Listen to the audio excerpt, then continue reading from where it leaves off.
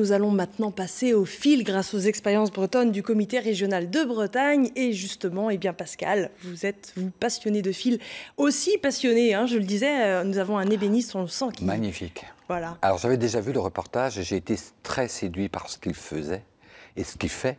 Et de voir l'exportation qui se projette pour lui, c'est fantastique. Il y a des points communs quand même un petit peu avec votre parcours. Mais là, c'est un point commun qu'on a, qu'on soit dans le textile, ou qu'on soit dans le bois, ou dans le fer, ou dans toutes les matières en fait, hein, parce que toute matière se métamorphose.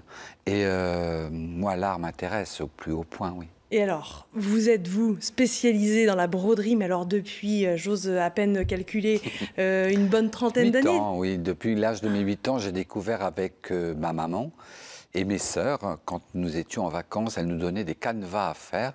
C'était pour nous canaliser, je pense. Mais bon, ça a été la première découverte. Et très tôt, j'ai fait partie des cercles celtiques, notamment à Banalec, parce que je suis né à Banalec. Et j'ai découvert cette culture, la culture de la danse, de la musique, mais de la langue, mais aussi du costume. Et c'est là où j'ai pris conscience, plus tard, bien sûr, qu'il y avait un patrimoine à sauvegarder et surtout à transmettre. Est-ce que vous étiez plus parti pour faire des études et même peut-être exercer dans la jardinerie? Oui, j'étais paysagiste. À l'origine. Oui, j'ai fait mes études de paysagiste, mais ça ne m'a pas empêché de travailler parallèlement sur un loisir qui était la broderie. Et lorsque j'ai commencé à être retenu pour donner des cours avec la Confédération Varleur au musée départemental breton à Quimper, eh bien, quelques années plus tard, j'ai pris le choix de créer une entreprise qui est aujourd'hui l'école de broderie d'art de Quimper. Créée en 1995. En 1995. Alors depuis, effectivement, que de travail parcouru. Et on sent dans votre discours que la Bretagne est omniprésente. Il y a vraiment cette volonté de mettre la tradition quand même en avant, de ne pas l'oublier. Oui, alors moi qui parcours beaucoup la France, le week-end dernier j'étais à Poitiers à donner des cours. Il y a le Japon, il y a la France qui sont des hauts lieux de la broderie. Et dans la France, eh bien, nous avons 2 régions, la région parisienne, où beaucoup d'ateliers existent pour la confection de la haute couture. Et puis, nous, en Bretagne. Et l'école figure aujourd'hui parmi le palmarès de tous les enseignements les mieux reconnus en France. Alors, vous y faites des merveilles, comme une juste derrière vous, le boléro. D'ailleurs, on peut s'approcher un petit peu de ce boléro parce qu'en y regardant de plus près, on y voit des coquillages. Oui, ce sont des coquillages. Alors, cette pièce fait partie de la collection Gwenadu, hein, qui a été présentée en 2014 et 2015. Et ce boléro, ce top en coquillage, eh bien, c'est un voyage. On fait un voyage dans les matières. Et c'est des matières que j'ai ramassées pendant quelques mois sur les plages de l'Armor-Plage, où j'y habite.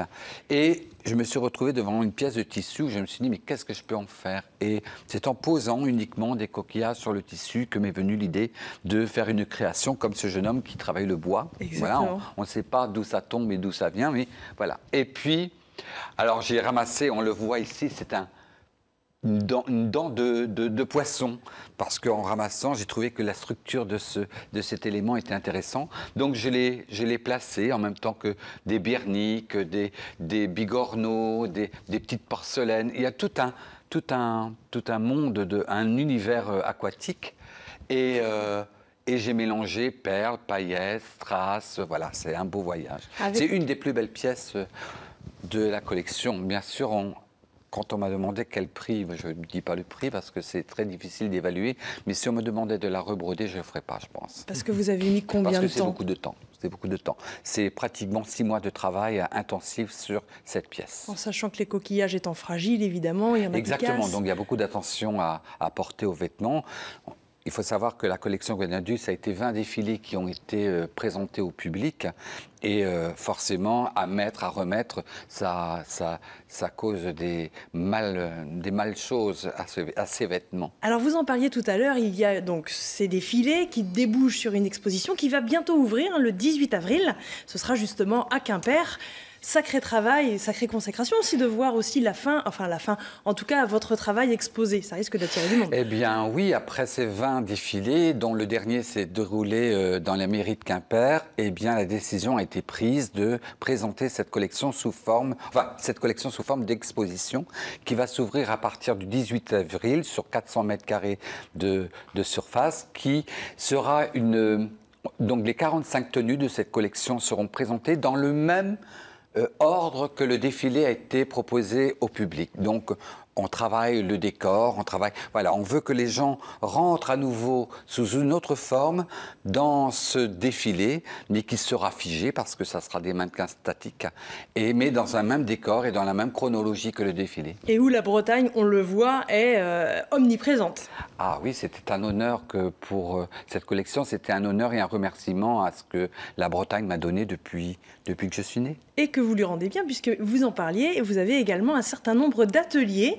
que vous proposez, alors du côté de Quimper, mais pas uniquement, un petit peu partout en Bretagne. Il y a des cours, des stages, des ateliers.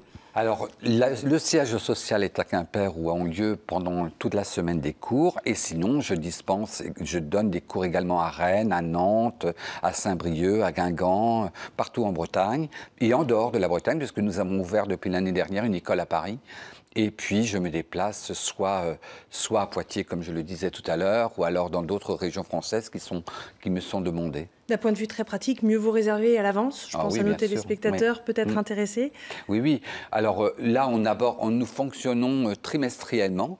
Donc nous avons le premier trimestre qui a eu lieu, le deuxième qui se finit, et le troisième qui va démarrer à partir du mois d'avril jusqu'au mois de juin, où chaque trimestre, ce sont des thématiques, et cette thématique de ce trimestre, ça va être la broderie au ruban. Voilà, parce qu'il y a énormément de broderies différentes. Principalement des femmes viennent à ces stages? Alors, pas simplement. Nous avons aussi des jeunes hommes et des hommes qui viennent broder. Alors, ils ont l'audace de venir et je trouve qu'ils font un très bon choix. En plus, ils font de très, très, très belles pièces et une minutie de leur part qui est remarquée par le regard des femmes, d'ailleurs. Ah, la minutie avec la vue indispensable. C'est indispensable. J'écoutais avec beaucoup d'intention parce que nous avons 2000 élèves quand même. Bon, je connais pas, à ma connaissance, je n'ai pas d'élèves qui sont frappés par cette maladie, cette dégénérescence, mais je crois que oui, mais que ça soit celle-là ou une autre maladie des yeux, les yeux sont tellement importants pour voir, pour observer, pour se regarder, pour dialoguer.